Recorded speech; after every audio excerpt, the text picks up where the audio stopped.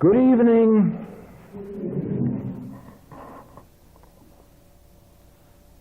Now,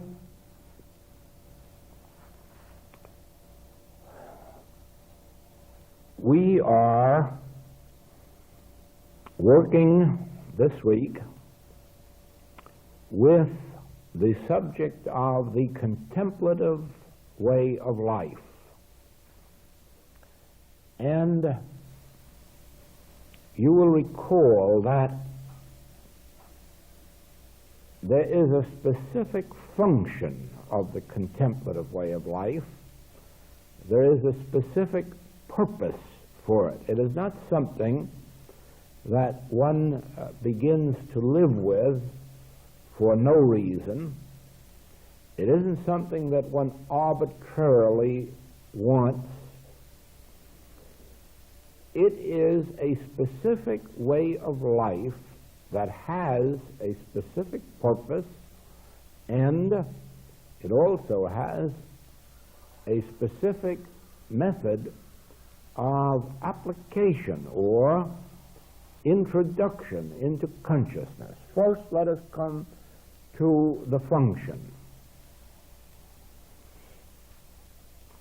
Ordinarily, as human beings, we have very little control over our lives, over our destinies. We are subject, for instance, to government. We are subject to weather. We are subject to climate. We are subject to sometimes the limitations of our communities. We may be subject to the limitations of education. We may not have sufficient education for the needs of an era like this.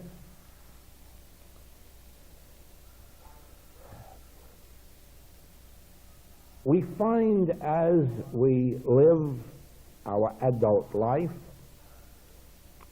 that so many circumstances outside of us and beyond our control govern our lives, that it is almost ludicrous to say that we are masters of our own fate.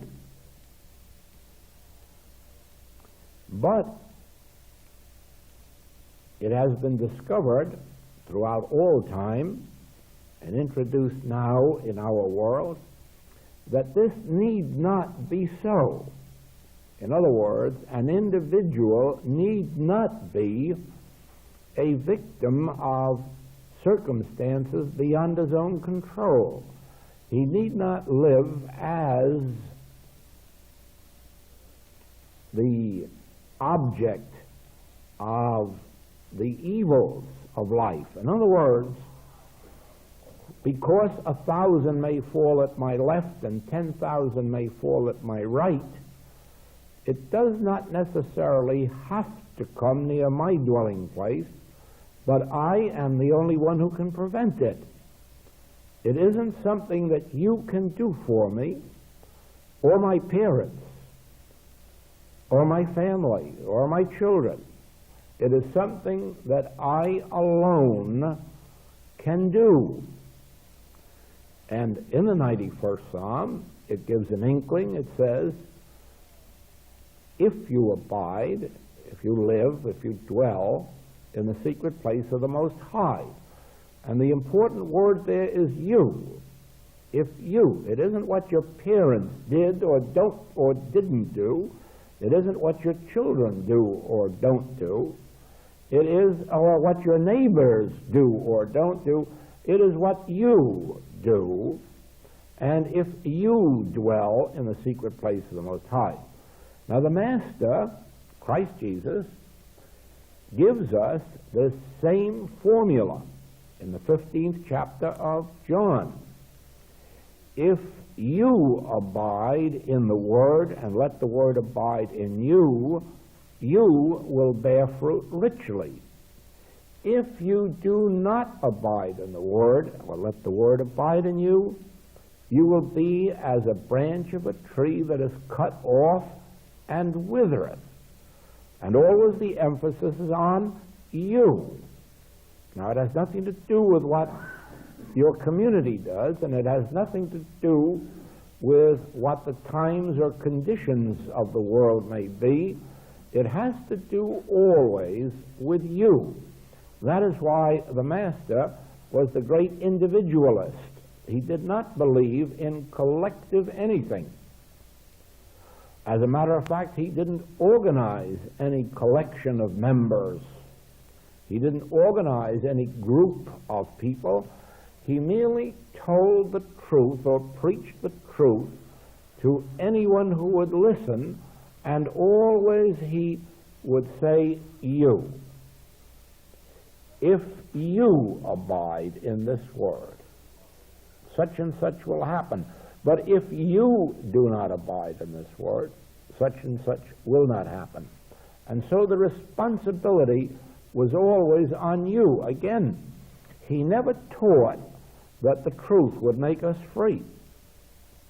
He taught that ye shall know the truth, and the truth will make you free. But first there comes the ye. Ye shall know the truth. You can't sit in a group and expect to be set free, except that whether you're alone or in a group, that you are accepting the responsibility of ye. Ye shall know the truth, and the truth will make you free. Now, the reason for all of this is that life is strictly individual. Each one of us comes into this world alone. Each one of us goes out alone. Each one of us is responsible for every step of the way alone. And that is why in some families we have successes and we have failures and mediocrity. And in other families we have all successes, and in other families all failures, all other families all mediocrity. And the reason is that there isn't this ye. This ye is not recognized. What you do determines your fate, not because you belong to a member of a family. Sometimes the being a member of some families proves disastrous, even when it would seem that it should prove beneficial. Now, it has been known since the most ancient of days that all of the God power resides, has its abiding place within you. That you do not find God presence and God power in holy mountains, nor in temples, because the kingdom of God is neither low here nor low there. It is within you. Therefore, it is from within you that you have to bring it forth. It is for this reason that there are members of the Hebrew faith, the Protestant faith, the Catholic faith, the Vedantist, the Taoist, the Buddhist, who have achieved spiritual illumination and realization, showing that it is no respecter of one church or another, that it is to be found in any church or none, depending on what the individual in the church chooses to do. In other words, there is enough truth in any and in every religion to bring illumination to those who are determined to find it there. Well, it is the same way in our fraternal organizations, in this very one.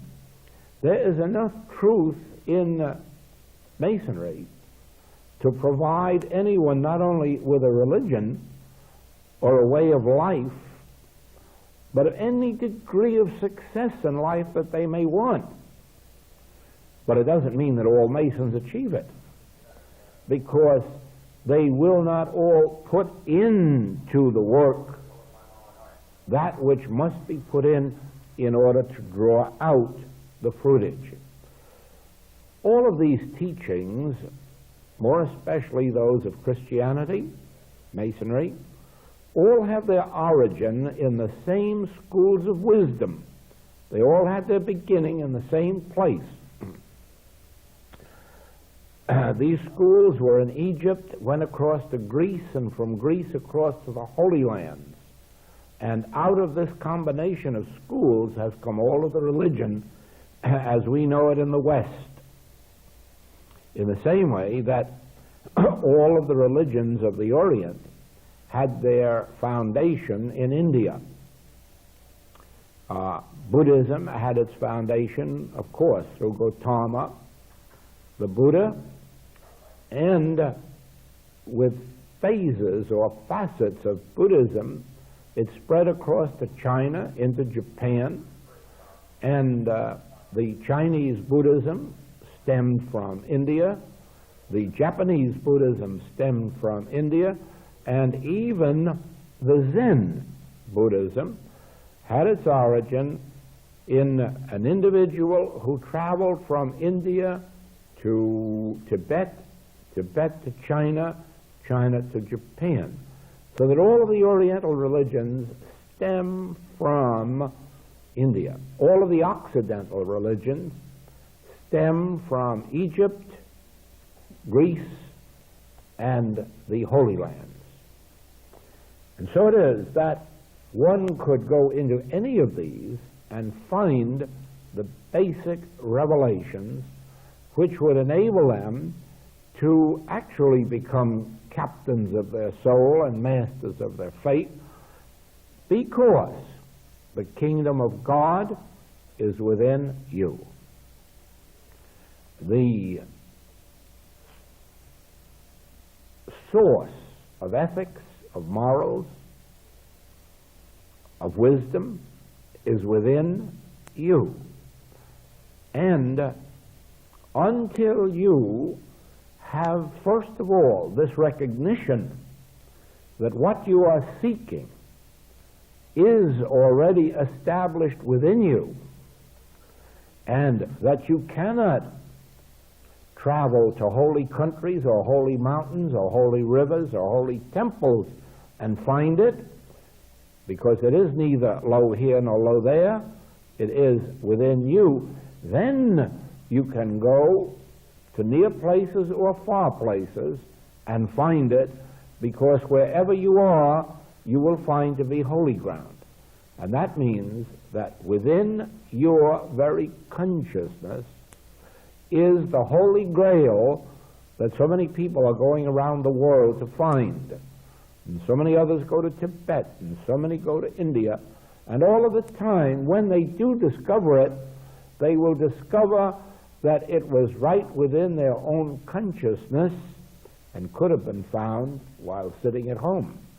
Now, when this truth has revealed itself to you, that that which you are seeking is within you, and that the search must be found in the realm of your own being, there are helps along the way, because there have been mystics throughout all times who have written, and the works of these mystics are available, so that you will always find whatever literature is necessary for your unfoldment when you are ready to avail yourself of it.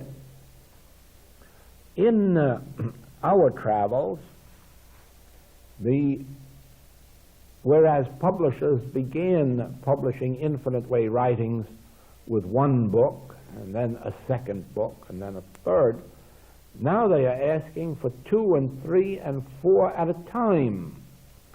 And when I ask them about it, and why all of this is, their answer is that this world, there is a deep surge all over the world for mystical writings.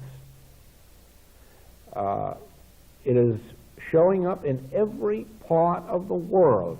As a matter of fact, when we were in Germany, and a publisher took 4 books at one time and then afterward wrote for a 5th. And when we spoke about the fact that French books were in translation, he immediately took 2 French books. And the answer was the same, that we are feeling, every publisher in the world is feeling a surge of demand for mystical writings, and any of them or all of them can give them the writings of the mystics who have left us, those who have gone beyond. But these are the only mystical writings of a living author, and therefore they all want these. So you see that the world itself is commencing to realize the nature of mysticism and wanting it, and we're fortunate enough that this has been given to us so that we can, if we like, avail ourselves of the mysticism of the past, or we can avail ourselves of that which is with us today, and be grateful that we have it. Now, the first step has to be your realization that the kingdom of God is within you. There has to be the realization that whatever of spiritual power is to be brought into your experience has to be brought in through your own being. When the Master was teaching, he did, as we do, specific healing work and enlightening teaching, so as to help the student open themselves or be opened and then carry on from there. In other words, he made it very clear that if I go not away, the Comforter will not come to you. Eventually, even though I can help you now, the final help will come when you're opened yourself from within. Also, when he fed them, and they followed him across the lake and wanted to be fed the second day, and he rebuked them because he had shown them how to be fed. He had shown them the principle of multiplication of supply, and instead of paying attention to that, all they did was sit there and enjoy the food. Now, of course, you know how many do that today, sit and hear lectures or go to classes or hear tapes and enjoy it. But they do not avail themselves of the principles or the practice of the principles to the development of their own consciousness. Then, when the Master goes away, they're right back where they were in the beginning. All right. The next step is the realization of this principle.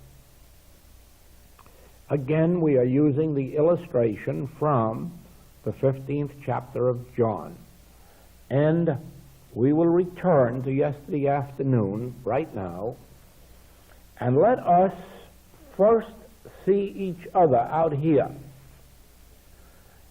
And remember that we seem to be a dozen or 2 dozen individuals, each one a unit, each one separate from the other, each one seemingly responsible for his own life or well-being, each one to fail or to succeed on his own powers. That's how we seem to be out here.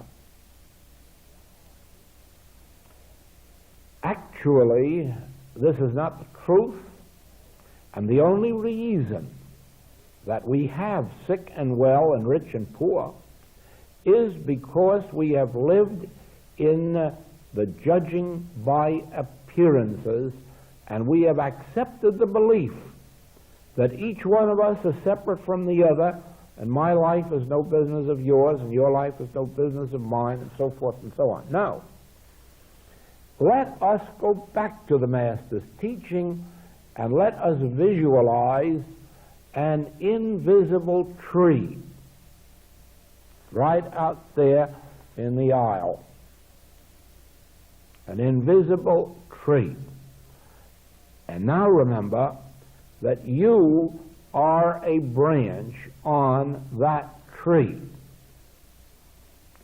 But also remember that every individual in this room is a branch on that same tree.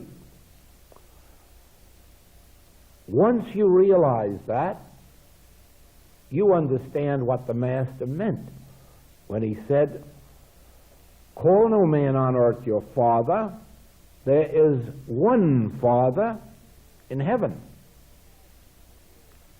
You will understand what he meant when he said, "You are children of God, heirs of God, joint heirs with Christ." And so you find that the you, who may be Jew or Gentile, Greek or Jew, who may be white or black, Oriental or Occidental, you, he is saying, you all have one Father. And we being children, we are brothers and sisters of that Father. Now then, go back to the tree and see how true it is that there is but one life flowing through that tree. There is but one intelligence governing that tree. There is but one source of supply for that tree. There is but one law of supply operating for that tree. And then you will see that that life and that law cannot possibly have favorites. It can't favor one branch over another branch. It can't even put apples on one branch and peaches on another branch. It is absolutely impersonal, impartial, universal in its bestowals. In other words, it is the same to every branch on that tree. Now, a branch would get into trouble if it was full of fruit or blossoms and began to preen itself and say, "How beautiful I am, how full of fruit, how rich I am." It would, by that very thing, cut itself off from its source by thinking of itself as something. Whereas, when it recognizes the fruit on this branch that I am is merely showing forth the glory of the tree. It's showing forth the nature of the tree. The tree is expressing itself through me, a branch, and therefore the credit, the glory, the honor, the dominion belongs to the tree, not to the branch. So then, in our world of contemplation, we are remembering that the Master said, "I of my own self can do nothing. If I speak of myself, I bear witness to a lie. It is the Father within me that doeth the works." Then in our contemplation, we see the tree, we see the branches, and we realize, right, as a branch, I of myself am nothing, but by virtue of my oneness with my source, I am showing forth the glory of the source. I'm showing forth the life of God. I'm showing forth the supply of God. I'm showing forth the grace of God. The very moment that we begin to contemplate life from the standpoint of one life, one Father, one creative principle, and we each as receiving the glory of the Father, then we are reunited with our source. Of course, we must be careful that we will think of ourselves, just one branch, as receiving all of God's glory, and we may forget to pray for our enemy. In other words, to know that every individual on the face of the globe, whether temporarily he is a friend or an enemy, is equally a branch of the same tree, a child of the same God, offspring of the same Spirit, beneficiary of the same grace, because the Master tells us, it profiteth you nothing to pray for yourselves or your friends. You must pray for your enemies. And so it is. Once you personalize God, you separate yourself from God's grace. The moment you impersonalize by realizing the universal nature of God and the equality of God's grace and bestowal, then you place yourself in the position of praying for your enemies. In other words, knowing the truth equally about friend or foe, or Greek or Jew, or white or black, or Oriental or Occidental. You are knowing a universal truth, and you are bringing yourself into a universal principle. If you leave out a single individual, in that degree do you separate yourself from the grace of God. Or, since the Master teaches that it is necessary to forgive 70 times 7, remember the rope that he places around our neck when he says, forgive us our debts as we forgive our debtors. And remember that if we are leaving out one individual out of our forgiveness, in that degree we are not universalizing God's grace, but personalizing it. In any instant that we wish punishment to an individual, we can't prevent their punishment. They bring that upon themselves. But we can prevent wishing it upon them. It is like this.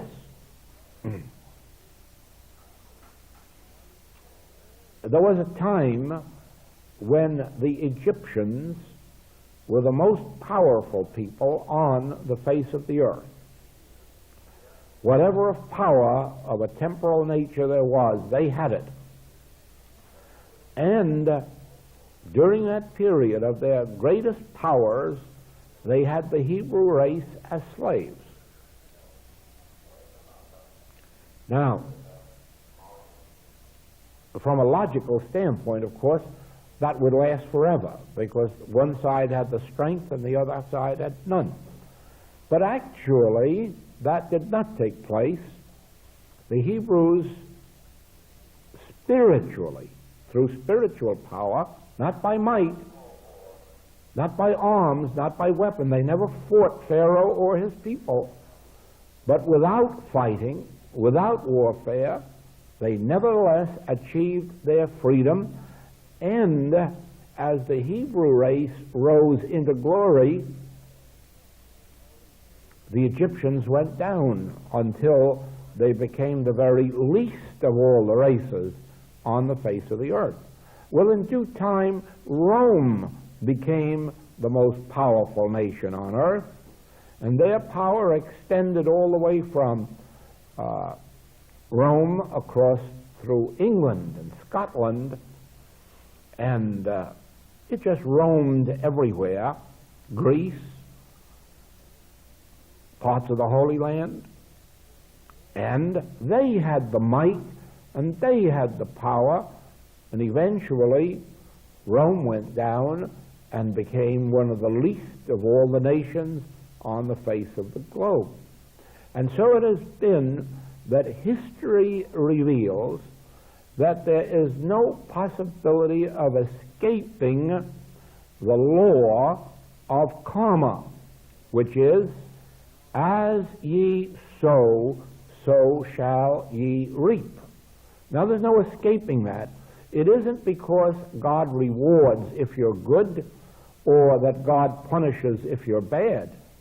It is the evil that you do that reacts upon you. And not only that you do, but remember, the Master said, not only the act that you do, but the thoughts you think. Even to think adulterous thoughts brings the punishment upon one. In other words, then, it isn't a matter of being good because we want to please God. It isn't a matter of not being bad because we want to please God. But there is an actual karmic law, which the Master calls the law of cause and effect. As ye sow, so shall ye reap. If you sow to the flesh, you will reap corruption. If you sow to the Spirit, you will reap life everlasting. Always remember, it's you. Nothing to do with God. It is you. Well, in this same way then, the very moment that you stop sowing of yourself, you stop reaping of yourself. And when you turn the sowing over to God by the realization of your oneness with the source of life, God, the Spirit of life, from that moment on, you are not setting cause and effect in action. You are setting only God in action. Let me illustrate that with just a simple healing principle. An individual catches cold, and it is either because of the weather or because of germs in the air, and he is paying the price of cause and effect. We have a cause, bad weather. We have an effect, a cold. We have a cause, germs. And then we have an effect, a cold. Now, in spiritual healing work, you set aside both the cause and the effect by removing the person, the patient, from the law of cause and effect by reestablishing them with their source, which is God. When God is functioning in them, there is neither cause nor effect.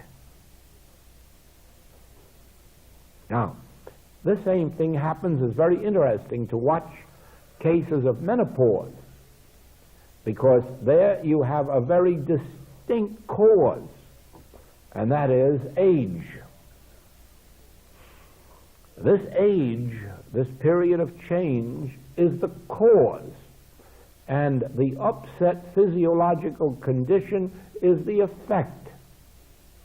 Now, this must always be true of every human being, male or female, as long as they are abiding in the world of cause and effect, which means acknowledging a parent on earth. Acknowledge a parent on earth, and you cannot avoid the days of menopause. But begin to realize there is but one father, one parent, a spiritual source of life, and I am one with that source, and you begin to end the whole of cause. And when you do that, you end effect. Remember, human birth is cause, and the passing of time is cause, and then menopause is the effect.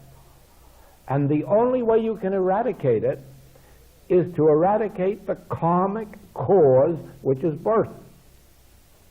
Now, why did the Master say, knowing full well that we all have human parents, why did he say, call no man on earth your father? For this reason. We do have human parents, but they are not the creators of our life. Therefore, we do not actually inherit the qualities of our parentage. We inherit the qualities of our Father, which is spirit. Therefore, we have spiritual being, spiritual health, spiritual laws governing life and body. So you overcome the law of cause and effect in every condition that has to do with either heredity or the passing of time by re-establishing yourself in the tree of life. Of course, you are denying your human parentage. You are acknowledging them merely as the instruments through which you were born, but not the cause of your birth. Behind them had to be a principle of life operating, and it's a spiritual principle of life. Therefore, your heritage is spirit. Now, every time that you are faced with some condition of humanness, human life, one way or another, you need only visualize the tree of life. Realize yourself as a branch of that tree, and gradually you'll find this. When you look at a tree from a distance, you don't dissect it and say, I'm looking at the trunk, I'm looking at the branches, I'm looking at the roots, I'm looking at leaves. You look at it and you say, that is a tree. And so you'll eventually come to see that you're really not merely a branch, but really you are part of the whole tree. You are really, the tree is constituted of you. And therefore, you are more tree than you are branch. And so it is, you will find that as this, the qualities, the quantities, the nature of the tree manifests itself in every branch. If the nature of a tree is apple tree, the branches will have apples. If the nature of the tree is papaya, the branches will have papaya. And therefore, since the nature of the tree of life is spiritual, immortality, eternality, infinity, that is the nature of your being. But now, this is the truth that will make you free. But it won't make you free except in proportion to your consciously knowing it. And therefore, it is in the degree that you practice contemplation, it is in the degree that you can remember, morning, noon, or night, whenever you're faced with anything of a human nature, quickly realize the tree of life and then smile. You don't have to go into long treatments. You need only remember, whatever the tree of life is, I am. For we are one. All the glory of the tree is made manifest on all of the branches. And then, when you are bearing fruit richly, when you are enjoying your good health or your abundant supply, it becomes necessary to be very, very humble and to realize this is not of me. If I bear witness to myself, I bear witness to a lie. This is the grace of God that is manifesting itself as my experience. In other words, whatever of good happens to an individual on the contemplative path is really for God's glory, not for yours or for mine.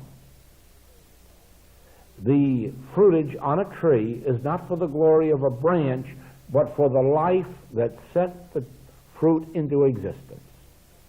Therefore, in our work, you will notice that every step of our way is a continuous recognition of this, that whatever healing, regeneration, good takes place in my experience is for God's glory. The heavens declare the glory of God. The earth showeth forth his handiwork. And so you can see that whatever of good comes into our experience is the glory of God revealing itself on the branch that we are. So then, by our continuous contemplation of this truth of the source of life, of our contact with it, of our oneness with it, all that the tree of life is, we become. Its life becomes our life. Its wisdom becomes our wisdom. Its protection becomes our protection. And you notice in all of this, we are not going out here and looking to anybody for anything. We are not going out here asking anybody for anything. We are not asking their cooperation. We are not asking their understanding. We are not asking their gifts. We are abiding at the center of our being, realizing that because of our oneness with the tree of life, which is God, we are the showing forth of all that God is. And then we are in the position that the Master was in, not only able to heal others, able to feed others, able to heal the multitudes and feed the multitudes, not by virtue of himself, by virtue of his conscious recognition of his oneness with his source. So it has been in our work.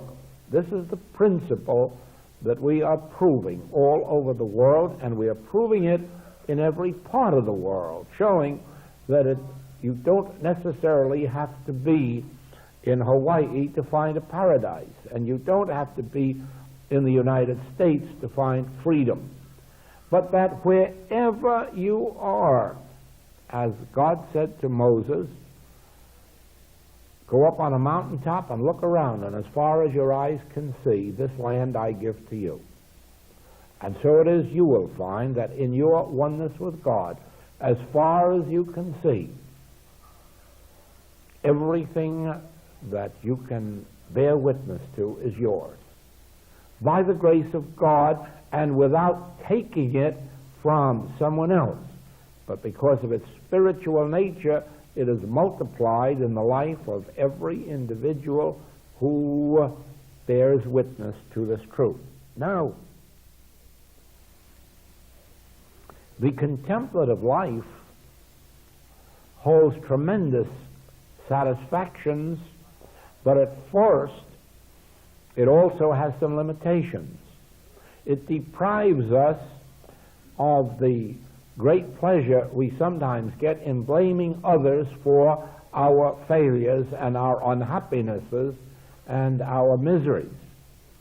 That we instantly lose, because now we know that whatever we have blundered into of an erroneous nature in life has been because of our own ignorance of these principles, and we can stop at any time we like.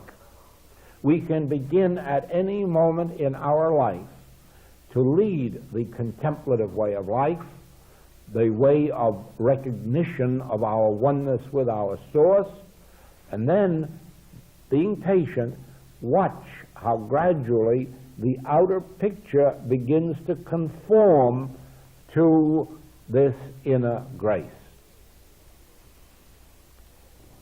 It always is with us.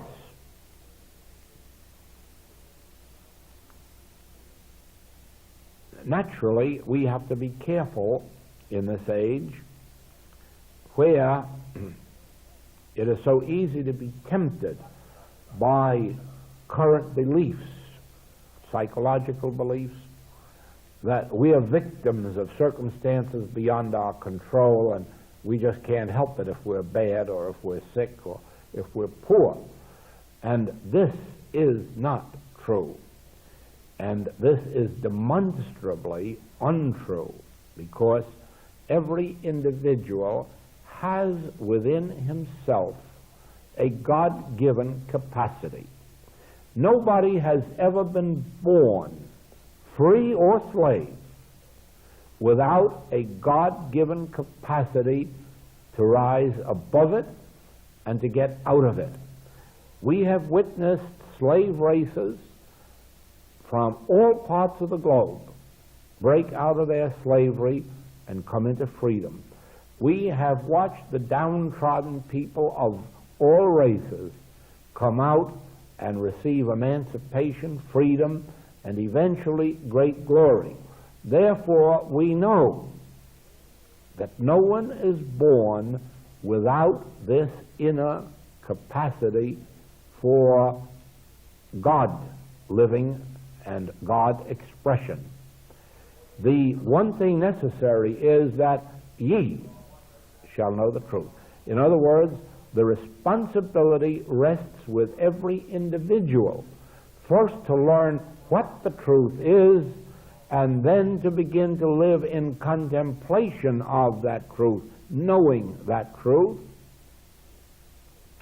until eventually a particular experience takes place. Now, those who undertake the contemplative way of life live outwardly normal lives.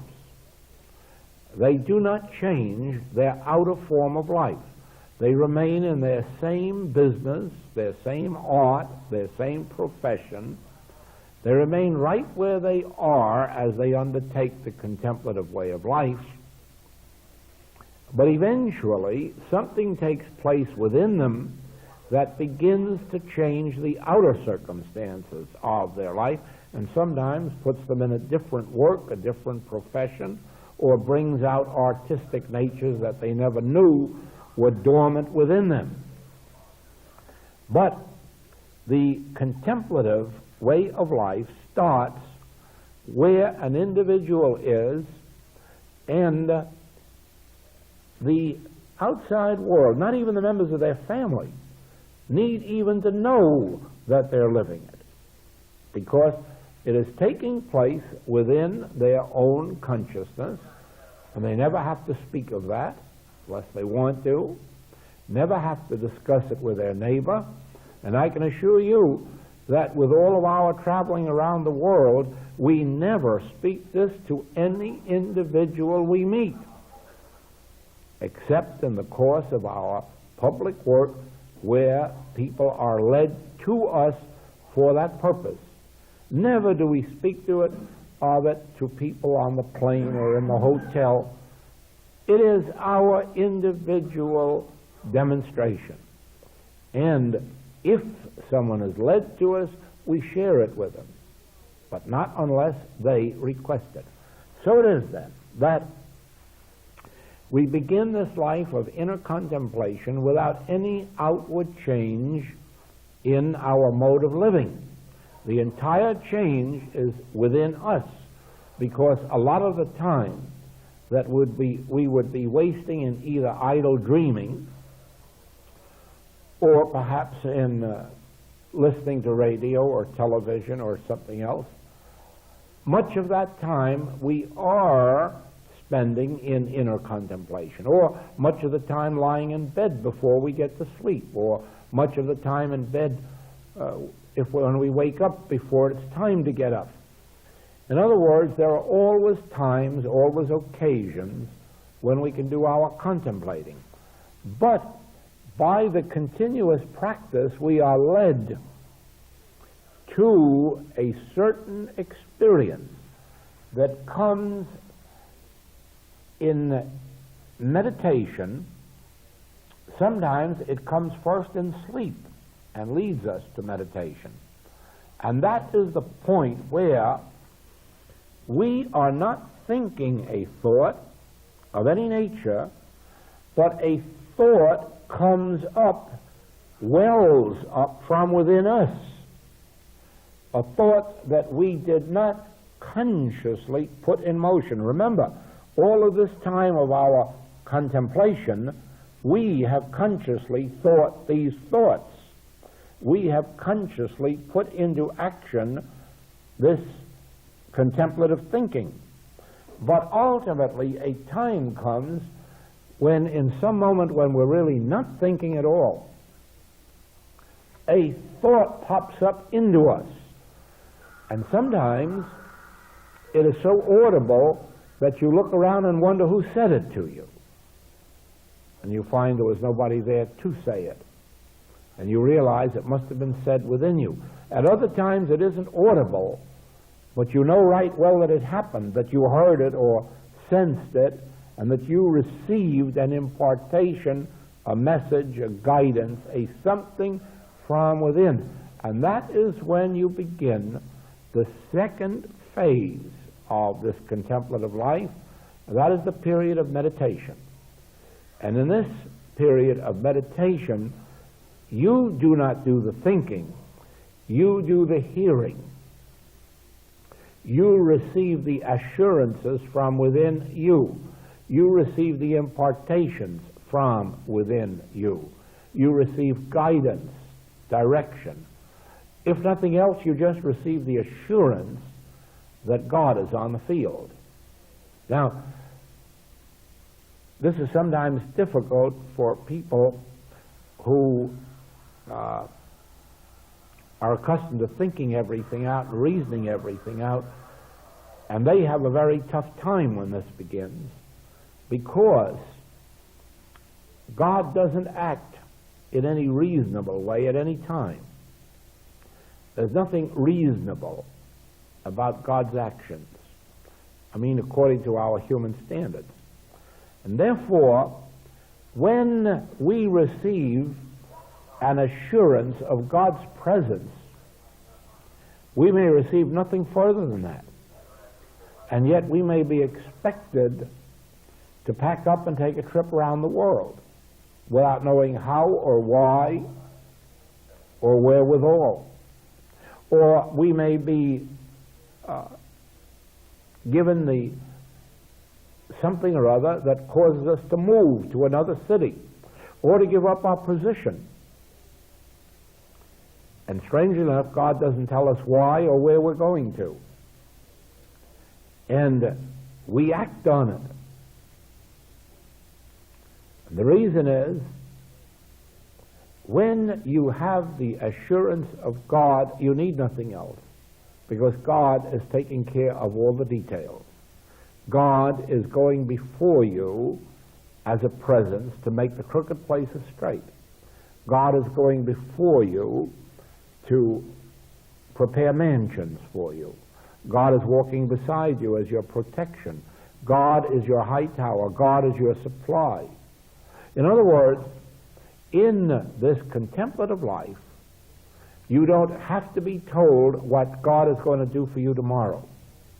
In fact, you don't have to be told anything beyond the fact that I will never leave you nor forsake you. And you can undertake anything and everything with that assurance. You need nothing more. You don't have to ask where the capital is going to come from. You don't have to ask where the ideas are going to come from. You don't have to ask where the publisher is going to come from. You just go about your business once you have the assurance. It's just exactly like a little child and its mother crossing the street. A child needs nothing more than to hold on to its mother's hand. It doesn't have to have the mother say, we are going to cross the street and I'm going to guide you across through the automobiles and I am going to protect you from being nothing.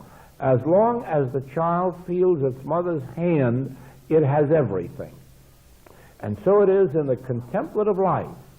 From the moment that you feel that the presence of God is with you, from the moment it has announced itself to you, you need take no thought for your life, what you shall eat, what you shall drink, wherewithal you shall be clothed. You need take no thought for your life, what tomorrow will bring, because your hand is in God, and you can trust the whole rest of your days and your nights and your business and everything else into that keeping, and it will lead you and steer you and guide you and protect you and clothe you and house you and feed you. Therefore, the object of the contemplative life is not attaining health or supply or companionship or success. The goal, the attainment of the contemplative life is attaining the conscious awareness of the presence of God, the conscious realization of a presence, the presence, a conscious realization of I am with you. From that moment on, your whole life is lived in an inner communion with the Father that has now revealed himself to you. Be assured of this, the Father is within you, because the kingdom of God is within you. And the only reason you are not in constant communion with the Father is that human life has caused a separation. We were told too young that God is up there or out there or far off, or we were taught to fear God, or we were taught that God's going to punish us if we look to the left or the right. In other words, we never entered into a relationship with God of Father, or a relationship of God, as Abraham did, friend. And for that reason, we have lost our contact with this presence that is within us. The very moment, through contemplation, and through contemplating the fact that God is not a punishing God, God is not a rewarding God, God is just the presence, the all-life, the all-love, the all-being. And as we realize that, we begin to tabernacle with God. We begin to commune inwardly with God, and it leaves us in a constant realization of an invisible presence. And then we can say with Paul, I live, yet not I, Christ liveth my life. I can do all things through Christ, which strengtheneth me. In other words, the contemplative life leads to the actual experience of the unveiling of the Christ. The contemplative life leads to a point of meditation in which we come face to face with God, in which we receive a direct inner assurance. Walk ye in this way. I will never leave thee nor forsake thee. I will be with thee to the end of the world. Fear not. Fear not. Nothing from without can enter that defileth or maketh alive. Fear not the armies of the alien. Fear not. Fear not, for I am with you. And then there's no use of asking what God is going to do or how God is going to do it or when God is going to do it. You have to stop this roving around of the human mind and rest always in the assurance, I, in the midst of thee, am mighty, and rest in it. Thank you.